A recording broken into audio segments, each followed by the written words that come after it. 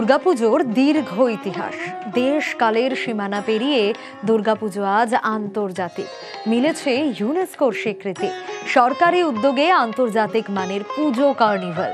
দুর্গাপুজোর সেই সোনারাঙা ইতিহাসকেই মণ্ডপে তুলে ধরেছে আলিপুর ৭৮ পল্লী সর্বজনীন।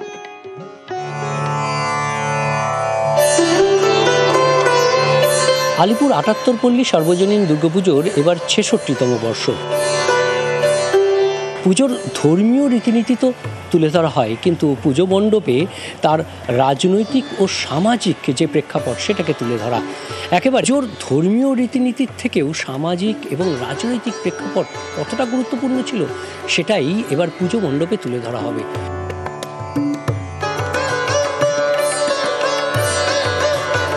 এই যে দুর্গা, যেটাকে আমরা দুর্গাকে দেবী হিসেবে পুজো করছি, একটা ধর্মীয় রীতিনীতি এই দুর্গা পুজোর সঙ্গে জড়িয়ে, এর বাইরেও একটা কাহিনী আছে।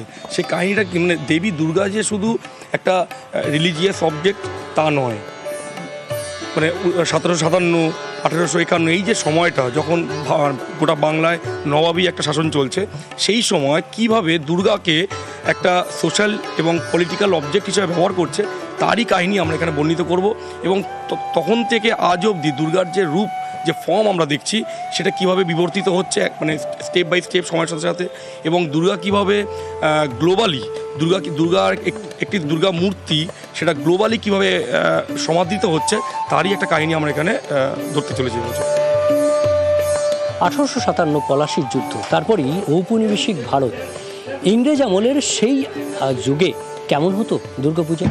জমিদার বাড়ি কিংবা রাজ পরিবারে ধর্মীয় আচার আচরণ রীতিনীতি মেনে যেমন পুজো হতো, তার ওপরেও একটা সামাজিক পদমর্যাদার বিষয় ছিল এই দুর্গাপুজোর আসরকে কেন্দ্র করে।